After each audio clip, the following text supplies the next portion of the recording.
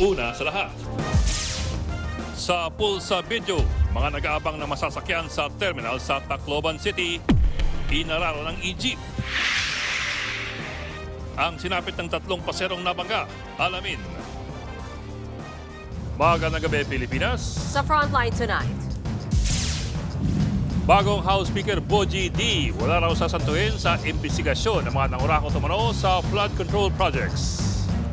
I will not defend the guilty, and I will not shield the corrupt. Congressman Martin Romualdez isinakripisyo raw ang posisyon para sa Kamara. Malacanang, bumuelta sa sinabi ni VP Sara Duterte na mabagal daw umaksyon ng Pangulo. 8 kumpanya sa top 15 contractors sa mga flood control projects na pistong iisa lang o pare-pareho ang opisyal. Bidding sa mga proyekto, minamanipula raw. Alamin ang update sa Bagyong Mirasol at sa isa pang mas malakas na bagyo. At pabaong pampagood night, mga future major. Nag-majorette muna.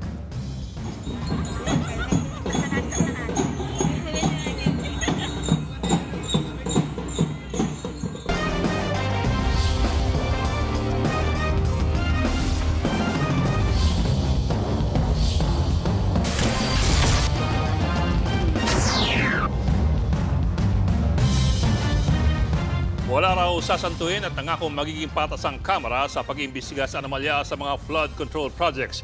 Yan po pinangako ng bagong upong House Speaker na si Congressman Faustino Bogie D. III. Pinalitan niya si Congressman Martin Romualdez na isinakripisyo raw ang posisyon para sa Kamara. Nasa frontline ng balitang yan si Marian Enriquez. Isang malaking araw para sa Kamara ang pagbabago ng liderato, ang pagbaba ni Congressman Martin Romualdez. Today, with a full heart and a clear conscience, I tender my resignation as Speaker of the House of Representatives. The greatest act of leadership is the grace to let it go,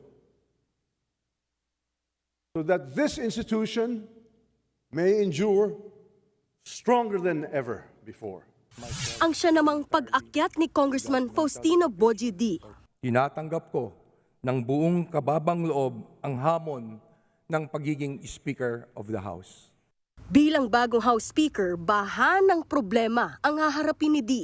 Unang-una na riyan ay ang investigasyon ng Kamara sa anomalya kaugnay ng flood control projects. Masagasaan na raw ang masagasaan pero walang poprotektahan. Under my leadership, this House will change. I will not defend the guilty, and I will not shield the corrupt. Sa pagdinig kamakailan ng Senado, kaugnay ng katiwalian sa mga proyekto, nabanggit ng contractor na si Curly Discaya ang pangalan ni Romualdez at ako Bicol Party List Representative Zaldico. Madalas daw silang binabanggit ng mga nakakatransaksyon politiko ni Curly. Ang pagkakadawit na yan ang dahilan ng pag-resign ni Romualdez. The issues surrounding certain infrastructure projects have raised questions that weigh not only upon me, but upon this institution we all serve. The longer I stay, the heavier that burden grows on me, on this House, and on the President I've always sought to support.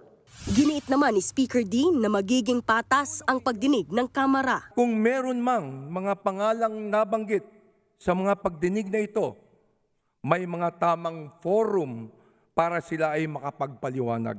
No rank, no ally, no office will be spared from accountability.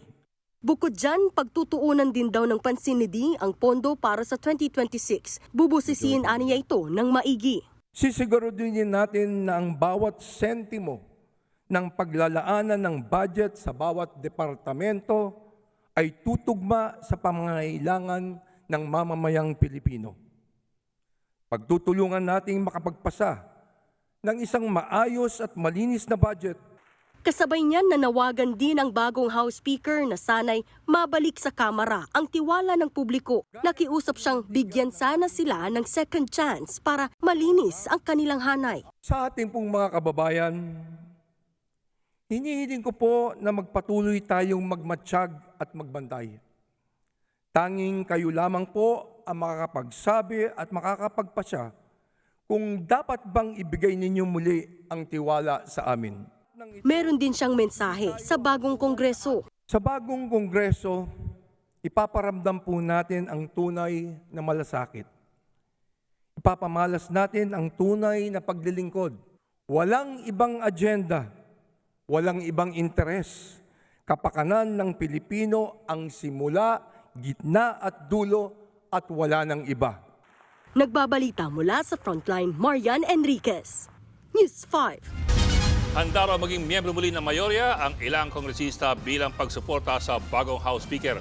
Umasa rin sila na may babalikan tiwala sa Kamara kasunod ng pagpalit ng liderato. Nasa frontline ng balitang yan, si Mon Gualvez. I tender my resignation as Speaker of the House of Representatives. Formal nang nagbitiw si late 1st District Representative Martin Romualdez bilang House Speaker. Sa kanyang pagbibitiw, I, Faustino Boji D. III of the, of the 6th District of Isabela, having been elected having been elected as Speaker of the House of Representatives, hereby solemnly swear hereby solemnly swear. ipinoroklama namang bagong liderato ng Kamara para sa 20th Congress si Isabela 6th District Representative Faustino Boji D. III. Bago magtungo sa session hall ng Batasang Pambansa, eksklusibo pa siyang nakuhanan ng News 5 habang palabas ng kanyang opisina. Sir, sino tumususay para sa House leadership?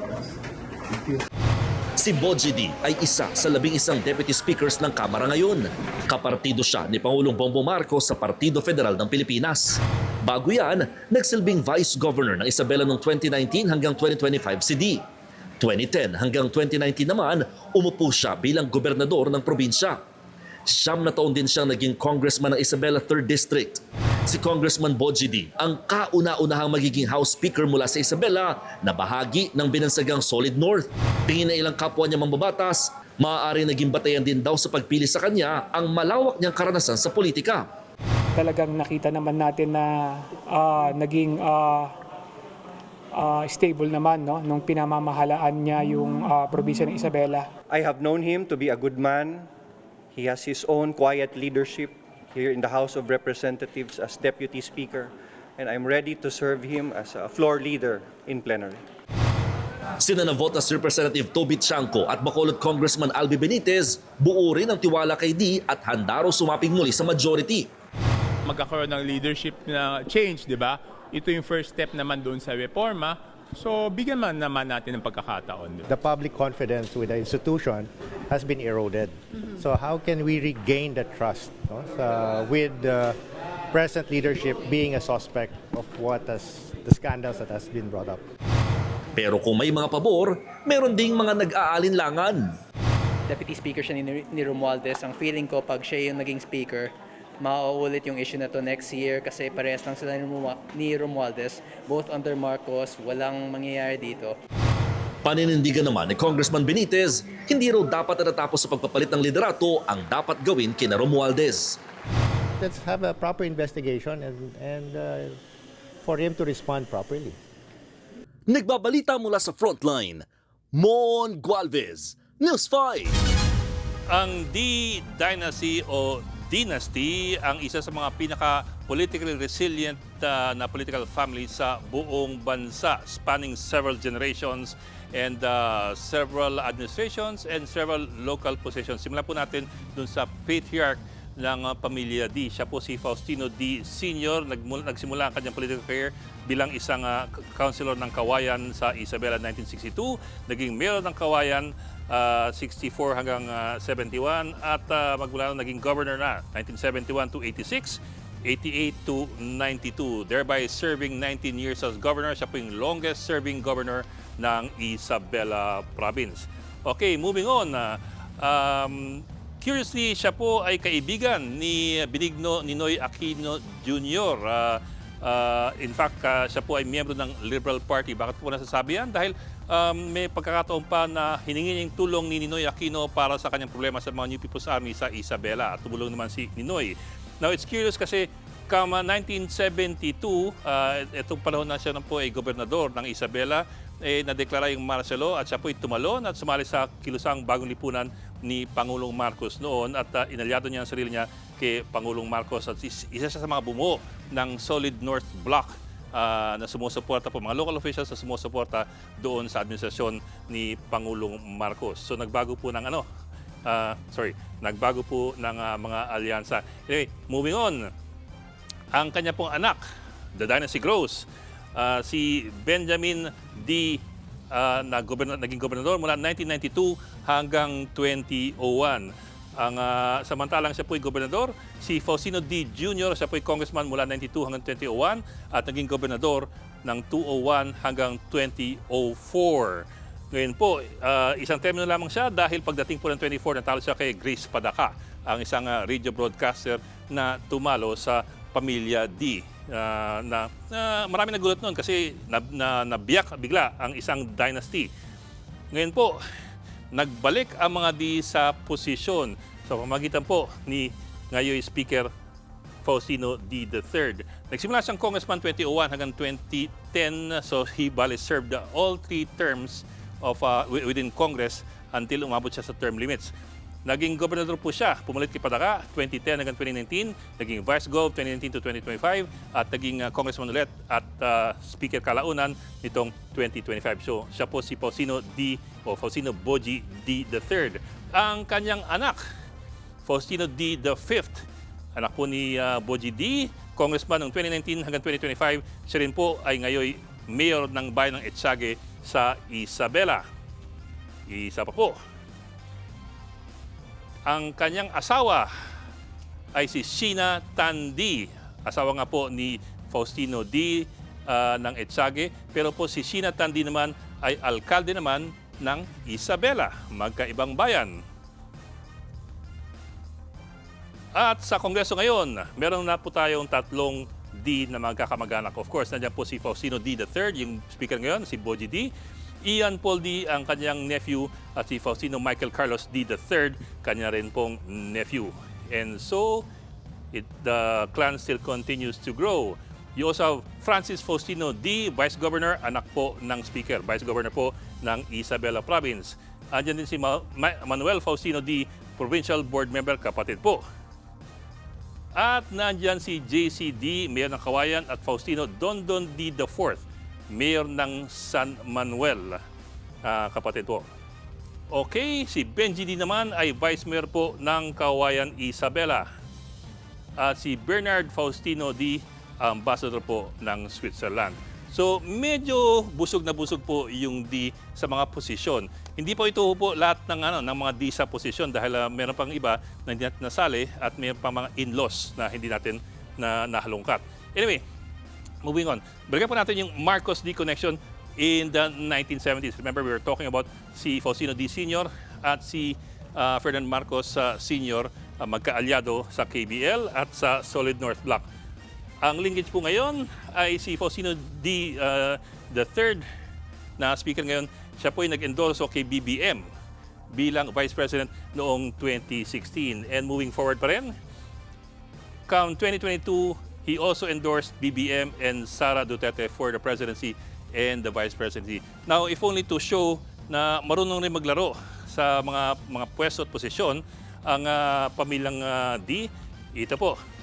In the same elections in 2022, si Boji D, while endorsing BBM and Sara Duterte, was also endorsing Risa Ontiveros from the opposition. So that gives you an idea of the resilience, the political resilience of this particular family.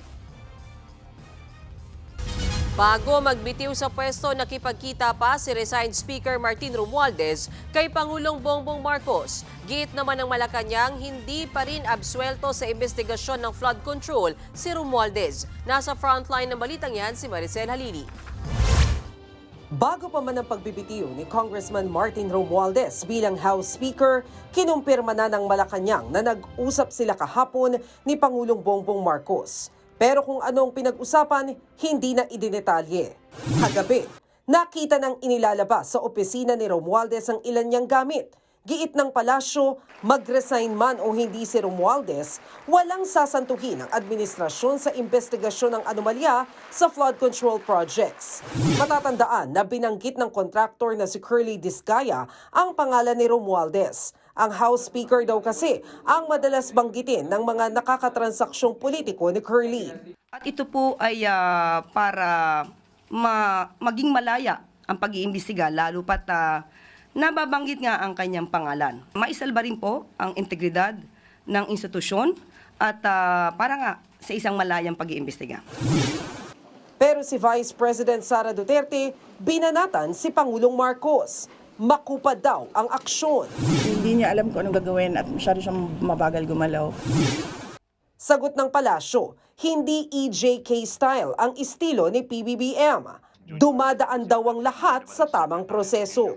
Hindi po natin alam kung kung siya po ba ay matagal na nagstay sa isang kuweba at hindi niya nalalaman ang mga nagaganap. Kakailanganin niya na po ng mataas na grado na salamin or kaya hearing aid para madinig niya kung anuman ang lahat ng ginagawa at mga inuutos ng Pangulo. Hindi rin nagustuhan ng Malacanang ang hirit ni VP Sara na ipa-lifestyle check ang mga kongresista. Giit pa ng palasyo. Mismong si dating Pangulong Rodrigo Duterte nga noong 2017 nagsabing marami siyang ninakaw pero naubos na. Depensa noon ng spokesperson ni Duterte, biro lang daw ito. May nakita po pala tayo ibang talent ng Vice Presidente. Magaling po pala siyang magpatawa kahit hindi siya komedyante. Kung ikukumpara ba sa nakaraang administrasyon na nagsabing corrupt, mismo ang Pangulo at maraming ghost projects, ano ang itatawag natin sa panahon na yon? Living hell? Kasabay nito, inanunsyo ng palasyo na nirepaso na ang 2026 budget ng DPWH. Tinanggal ang lahat ng locally funded flood control projects. Nagbabalita mula sa Frontline, Maricel Halili, News 5. Palabas lang daw ang pagpapalit sa House Speaker ng Kamara ayon kay Congressman Paulo Duterte. Sagot naman ni Congressman Sandro Marcos, baka yan daw ang style nila dati. Nasa Frontline ang balitang yan si Marian Enriquez.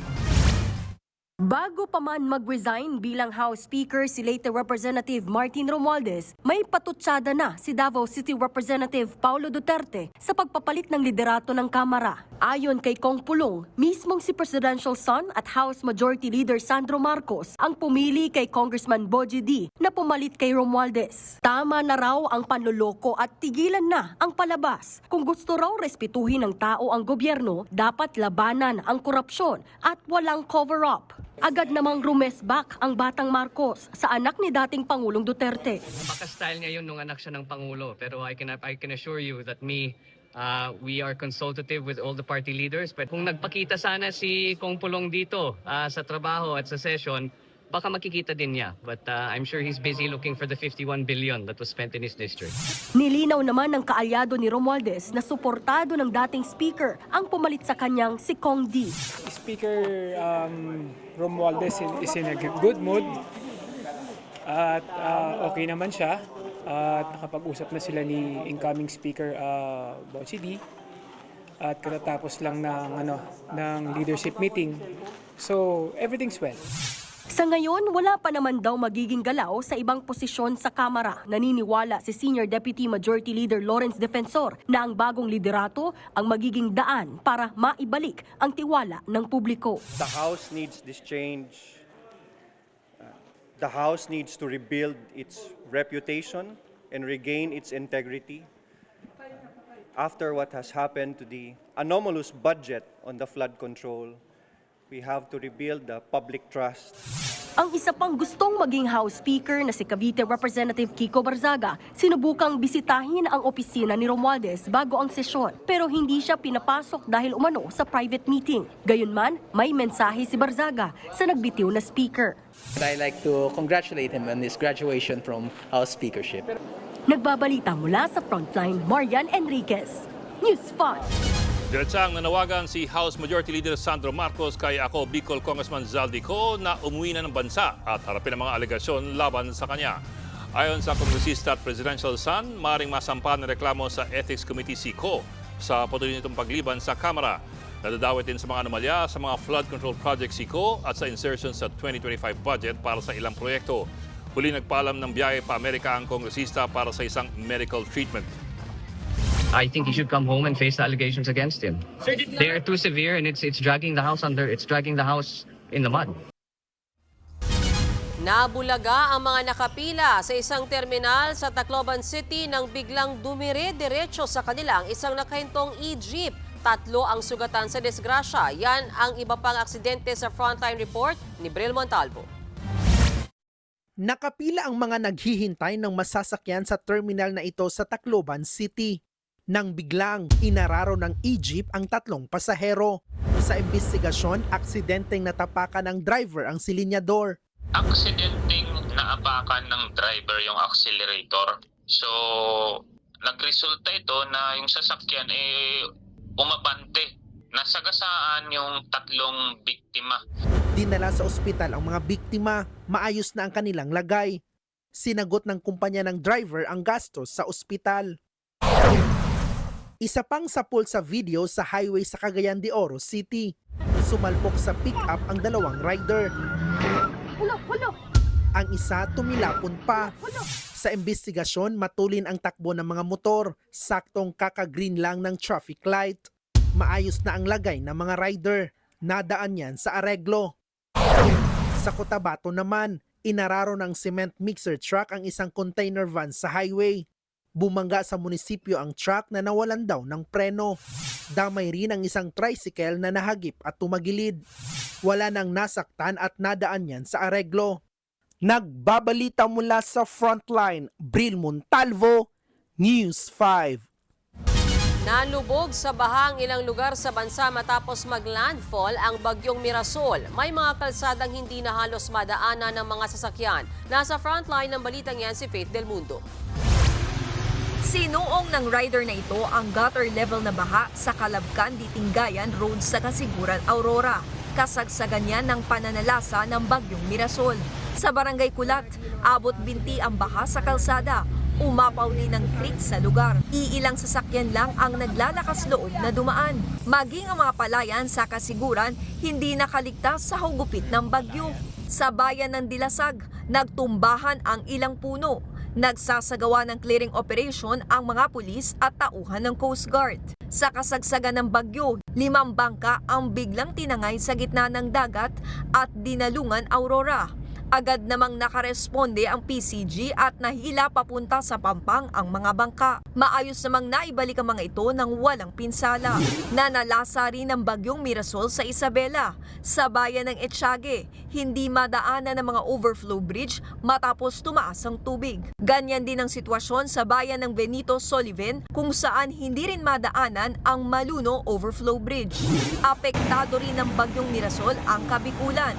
Sa Naga City, mabilis tumaas ang baha nang bumuhos ang malakas na ulan kagabi. Sa Ninoy and Cory Avenue, stranded ang mga food vendors sa tindi ng baha. May mga residente namang nagtiyagang suungin na ang tubig, makauwi lamang. Nagbabalita mula sa Frontline, Faith Del Mundo, News 5.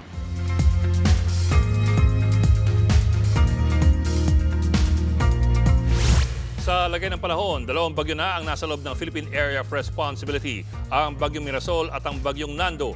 Ayon sa Pag-asa, alas 8 ngayong gabi nakapasok ng PAR ang Tropical Depression Nando. Napanatili naman ng Tropical Depression Mirasol ang lakas ng hangin nito na 55 kph at bugsong 90 kph. Sa ngayon, signal number 1 sa Batanes, Babuyan Islands, Cagayan, halos buong Ilocos Provinces at mga hilagang bahagi ng Cordillera Region at Isabela dahil po sa bagyong Mirasol. Ayon sa Pag-asa, lalakas pa sa Tropical Storm Category ang bagyo bago ito lumabas ng PAR bukas. Kaya uulanin pa ang hilagang bahagi ng Ilocos Region, Cordillera at ng Cagayan. Pero sa paglayo ng bagyong Mirasol, ayon sa Metra, lalapit naman sa hilagang Luzon ang ikalawang bagyo mula po sa Silangan at tatawagin po yung bagyong Nando. Posible po yung lumakas sa typhoon category habang papalapit sa Batanes. Samantala, habagat naman ang magpapaulan bukas, lalo sa hapon sa natitirang bahagi ng Luzon, kasama po ang Metro Manila.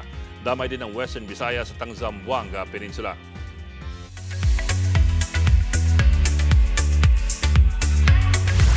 Showbiz Tonight na tayo. Dinumog ng kanyang fans si Harana Pop Heartthrob Dylan Menor para yan sa exclusive listening party ng bago niyang kantang Suma Sa Iyo. Nasa frontline na balitang yan si MJ Marfori. 10 out of 10. sa grabihan ang init sa pagsalubong ng Dreamers sa kanilang lodi na si Dylan Menor. Nag-get together sila with a star sa exclusive at advanced listening party ng Harana Pop Heartthrob.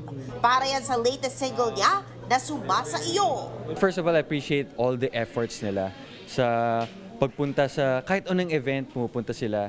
And yun yung mga na-appreciate ko kasi it doesn't, yung mga gifts na binibigay, it's a bonus sa akin. Second single ni Dylan ang Sumasa Iyo matapos ang vibe chart topping niya na maghapon. Tungkol saan naman kaya ang Sumasa Iyo? It's about, just loving the person and siya lang talaga yung mahal mo. For now, busy si Dylan sa paghahanda bilang bida sa bago niyang serye, The Project Low Key, na mapapanood soon sa Viva One app. Trending nga kagabi ang behind-the-scenes workshop kasama ang leading lady na si Jada Avanzado. We focused on the fundamentals, the basics of acting. Masaya si Jada, grabe, ang galing niya. She's very intellectual. So October na ang taping yan. Pero sa ngayon, panoorin muna natin si Dylan sa Vibe at si Dusing Drake Palma dito sa TV5. Nagbabalita mula sa Frontline, MJ Marfori, News 5. Kay Niel na nga ba ang newest ship to sail? Dahil sina Daniel Padilla at Kyla Estrada in a relationship na raw. Yan ang big reveal sa vlog na OG Diaz Showbiz Update. Say pa ni Mama Ogs, may reliable source daw siya tungkol dyan, lalo't ilang beses na ring spotted na magkasama sina DJ at Kyla. Matatandaang nagsama ang dalawa sa hit action series na Incognito. Pero so far, wala pang confirmation sa real score sina Daniel at Kyla. May mga showbiz chika pa ako later. Kita-kits! Susunod, manipulasyon sa bidding ng ilang flood control projects na pisto ng NBI. VP Sara bumisita sa Senado at nakipagpulong sa mga kaalyado. Binubuong satellite ng Philippine Space Agency kwestiyon ng ilang senador kung paano makakatulong sa laban sa korupsyon. At Lee Jong-suk, may Manila fan meet. Magbabalik pa ang Frontline tonight.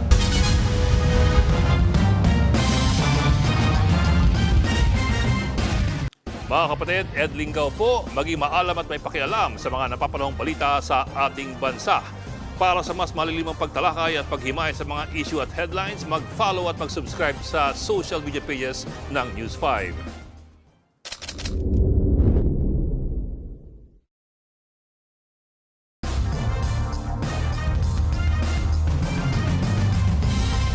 Nabiso ng NBI ang manipulasyon sa bidding ng ilang flood control projects. May ilang contractors na nakuha ng proyekto pero magkakapareho lamang ang mga opisyal. Nasa frontline na balitang yan si Camille Samonte.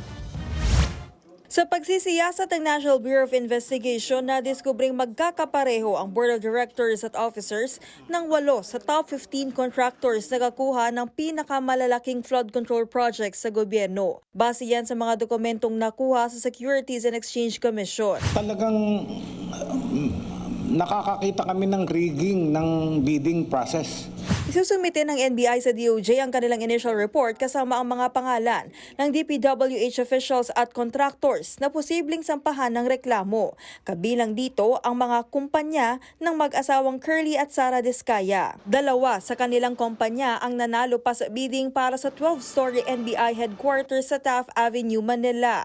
Batay sa DPWH website, May 8, 2024 na award ang kontrata na nagkakahalaga ng higit 400 million pesos para sa Phase 1 ng NBI headquarters. Si Curly Discaya ang nakalagay na managing officer. I'm not saying na merong kalokohan nangyari. But then, iimbestigahan namin. Ano ba ito? Baka hindi magawa yung building namin. Baka kulang-kulang yung substandard yung bakal. Nandun kami, lumindol, bumagsak yung building namin. Ayon kay Justice Secretary Boying Rimulya, kasama na rin ang proyektong ito sa investigasyon ng Public Works Corruption at Bid Rigging Task Force. Wala tayong sisinuhin dito. Lahat ng dapat managot dito. Which means even government officials Lahat. Wala tayong sisinuhin dito. Posibleng maantala ang proyekto lalo't na-revoke na ang lisensya ng mga kumpanya ng Diskaya. Kung wala pang natatapos, kailangan nilang ibalik ang pondo ng gobyerno. Nagbabalita mula sa Frontline, Camille Samonte, News 5. Pinisita ni Vice President Sara Duterte ang ilan niyang mga kaalyado sa Senado. Umaasa naman ang ilang senador na magkakaroon na ng fresh start ang Kamara dahil sa bago nitong speaker. Narito ang aking report. Pasado 1:30 ng hapon, biglang lumitaw sa Senado si Vice President Sara Duterte. Sinulubong siya ni Senador Bongo at sinamahan paakyat sa opisina ni Senador Rodante Marcoleta dahil may meeting daw sila. Pumasok din ng ilan pa sa Duterte Block na sina Senators Bato de la Rosa at Amy Marcos. Si Senator Go hindi na nagtagal sa meeting. Makalipas ang higit isang oras, lumabas si VP Sara mula sa opisina ni Marcoleta. Sunod siyang nagpunta sa opisina ni Senator Amy Marcos. Pero mailap sa interview ang bise.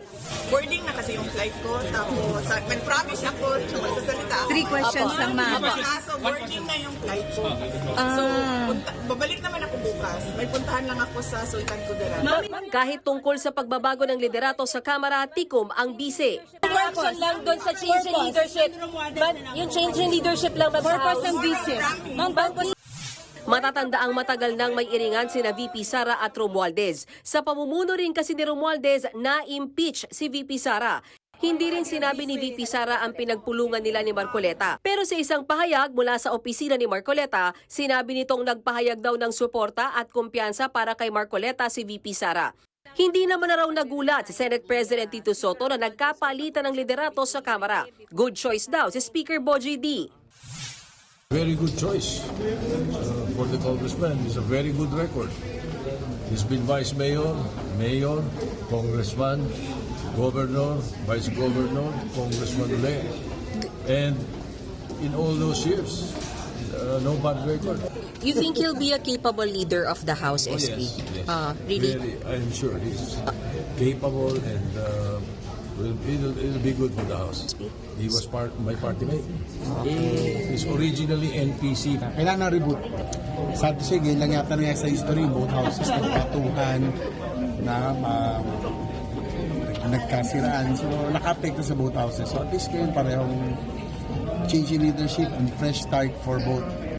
Si Senator Amy Marcos naman matagal na rin daw kakilala si Speaker D. Naawa daw siya dito dahil sa tindi ng trabaho na haharapin niya bilang leader ng Kamara. Ang hirap ng sitwasyon niya eh.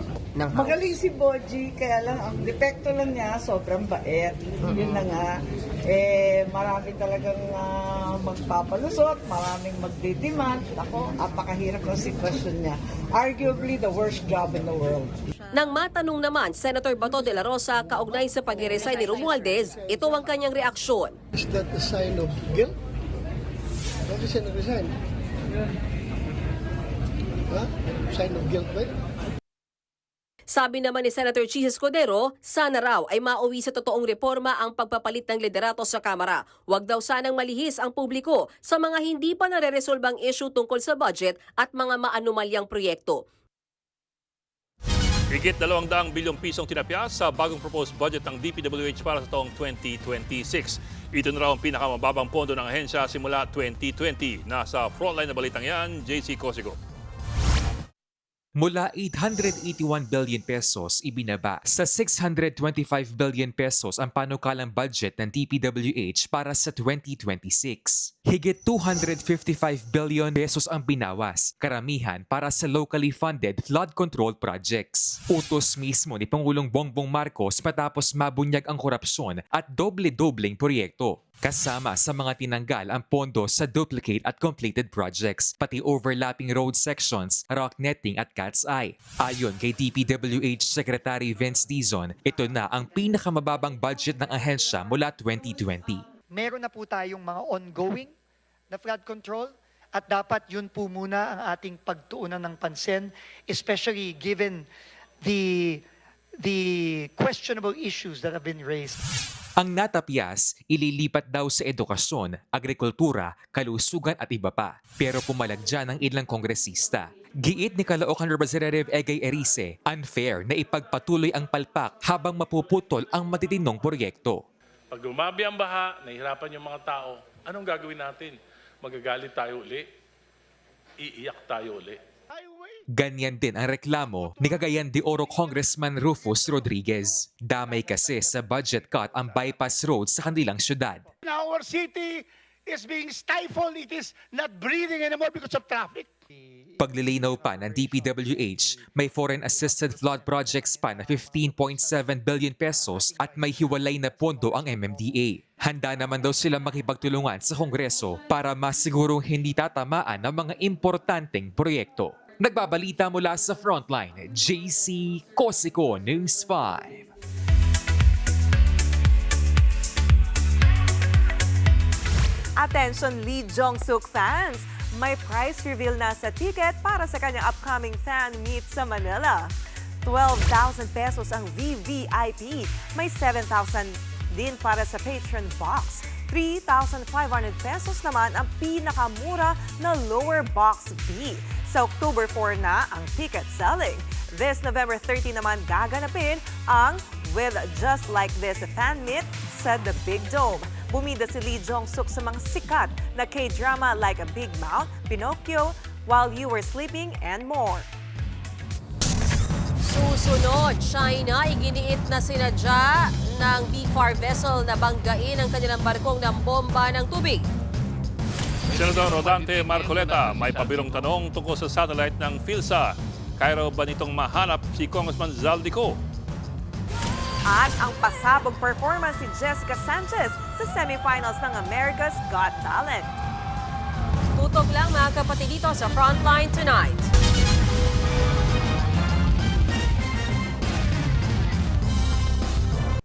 Mga kapatid, Mean Los Baños po, huwag magpahuli sa mga balita at impormasyong dapat ninyong malaman. Para sa mas malawak na balitaan at diskusyon, mag-follow at mag-subscribe na sa social media pages ng News 5.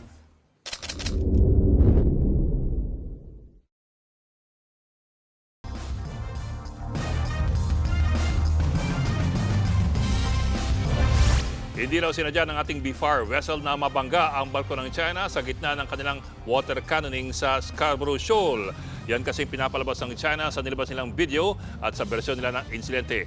Ang git ng Philippine Coast Guard, walang banggaan na mangyayari kung hindi tayo pinaggitnaan at binomba ng tubig. Nasa frontline na balitang yan si Gio Robles.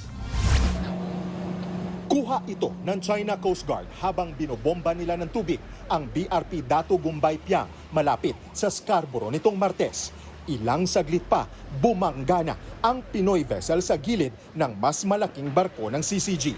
Ayon sa China, sinadya raw yan ang ating barko. Agad yang pinabulaanan ng Philippine Coast Guard. Common sense lang naman, no? Wina-water cannon nila sa likod, wina-water cannon nila sa harap. Tapos lilikuan nila ng ganon. Talaga namang kung tatama talaga sa kanila. But again, it was not intentional. Sabay-sabay na binomba ng tubig ng dalawang Chinese vessel ang napagitnaang barko ng BFAR. Basag ang mga bintana ng Dato Gumbay Piang. Pinasok na rin ang tubig.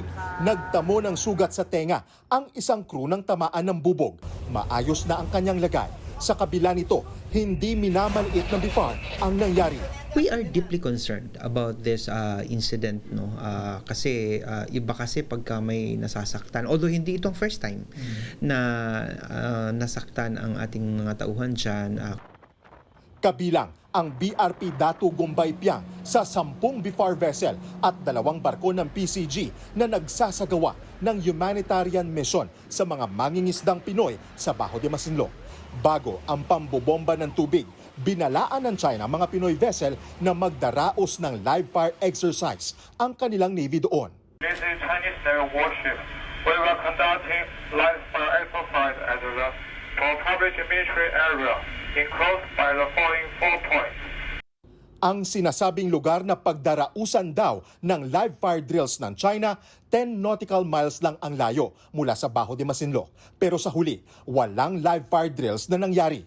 The radio broadcast of conducting a live fire exercise was just used by the PLA Navy to threaten the large number of Filipino fishing boats who were fishing in that area.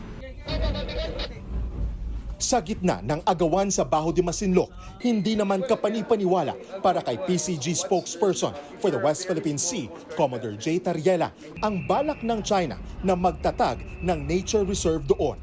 I don't think that the entire world will really believe on the claim of China that they really care for the environment, right? We have seen how China destroyed the seabed of all those reclaimed islands that they had in the entire South China Sea. Pinapaubaya ng PCG at BIFAR sa mga ahensya ng gobyerno ang susunod na hakbang nito kung idadaan sa diplomasya, legal na laban o maging ang paghingi ng danyo sa China sa pinsalang tinamo ng barko ng Pilipinas. Nagbabalita mula sa Frontline, Gio Robles, News 5. Kinwestiyon ng ilang senador kung paano makakatulong ang binubuong satellite ng Philippine Space Agency sa pagsugpo sa korupsyon. Pabirong tanong ni Senador Rodante Marcoleta, kaya raw ba nitong mahanap si Congressman Zaldico? Narito ang aking report. Sa gitna ng kontrobersya sa mga maanumalyang government projects, pati ang Philippine Space Agency nausisa na rin. Kaya ba nilang labanan ang korupsyon? Yan ang tanong ni Senate Committee on Finance Chairman Sherwin Gatchalian sa binubuo ng PhilSA na Multispectral Unit for Land Assessment o MULA satellite. Tinanong yan ng senador sa budget deliberation ng ahensya. How can MULA help us avoid those ghost projects? May sagot dyan ang PhilSA. Anila, pwedeng gamitin ng satellite pang monitor sa mga proyekto. So kaya po nating makita kung anong nangyayari on the ground without being on the ground. So that gives us a very objective basis of monitoring the progress of these projects. So can MULA help government now fight corruption? Certainly, Mr. Chair. With this information, we know what's happening. Si Senador Rodante Marcoleta, ibang tulong yata ang gustong makuha mula sa satellite project ng PhilSA. Pwede niyo bang ma-detect ngayon kung nasa si Zaldico? Si Congressman Zaldico ang tinuturong nasa likod umano ng budget insertion sa 2025 flood control projects. Pero pag-ilinaw ni Marcoleta sa kanyang tanong, gusto niya lang daw matiyak na may ambag daw sa lipunan ang MULA satellite. This is how to make your agency relevant. Hindi ko sinasabing walang katuturan yan. Sabi naman ng PhilSA, makakatulong ang MULA satellite para makapaghanda ang publiko sa banta ng mga kalamidad. Sa susunod na taon na yan, inaasahang matatapos na binubuo ng mga engineer sa Pilipinas at United Kingdom. The images from MULA will be used to map different types of crops, monitor its growth stages, and detect diseases and stress conditions. Data from MULA will also enhance disaster resilience. Arestado ang mag-asawang suspect na nagtangkang suhulan ang kaanak ng isa sa mga nawawalang sabungero. Ayon sa PNP CIDG, nag-alok ng 1.5 million pesos ang dalawa sa complainant. Kapalit nito ay ang pagbawi sa isinampang reklamo sa mga sangkot sa kaso. Nahuli ang dalawang nanunuhol sa entrapment operation sa Taytay, Rizal nitong Lunes. Sinampahan na ng mga reklamong grave coercion at obstruction of justice ang mga suspect. Naniniwala naman ang PNP na may mas malaking tao sa likod ng panunuhol. Other two conduit po, and they are practically harassing yung complainant natin. Pinupuntahan sa bayan and everything. The complainant is really serious na ipursu yung kaso. But she doesn't want to be harassed also. Abangan ng mga lalaking criminology students sa Masbate City, pakabog sa pagiging majorette sa isang pista. At ang explosive number ni Jessica Sanchez sa semis round ng America's Got Talent. Tuloy-tuloy ang balitaan dito sa Frontline Tonight.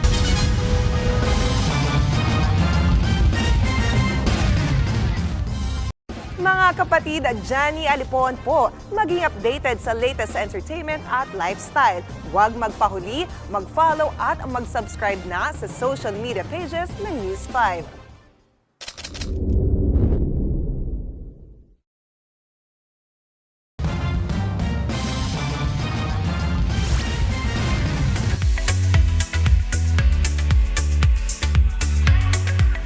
Pasabog ang performance ng Phil-Am belter na si Jessica Sanchez sa semifinals ng America's Got Talent. Kinanta niya ang Golden Hour na original song ni Jake. Kahit pa 9 months pregnant, todo sa birit si Jessica. Napabilib naman niya ang AGT judges. Si Sofia Vergara na nga, sinabing proud siyang pinindot niya ang golden buzzer para kay Jessica.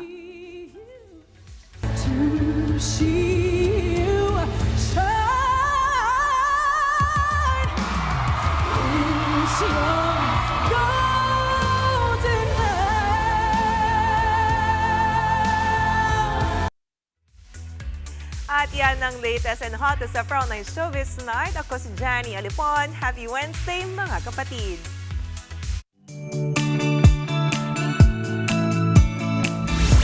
Para naman sa ating pabaong pampagood night, mga future major, nag-majorette muna. Break muna sa pag-aaral ang mga criminology interns para mag-perform sa fiesta.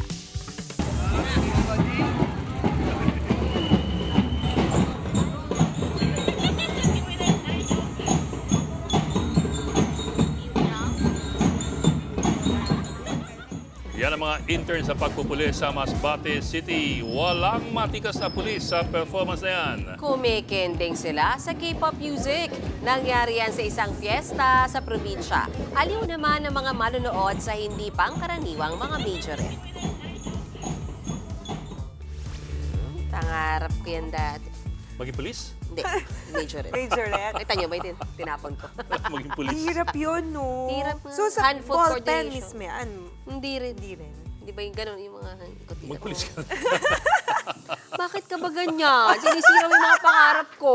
Mga pangarap mo. May pangarap ko pa rin ng ganyan. Mag-imagine. Ay, mga kapatid, 99 days na lang po. Pasko na. At yan po ang 45 minutong pag-iwan sa mga headlines. Balitan at diskusyon para sa paghubog ng matalinong opinyon. Kami yung kasangga sa pagbabalita. Ako po si Mean Los Baños Oroseo. Ako lang po si Adlingao hanggang bukas. Mga kapatid, magandang gabi. Ba't di na tayo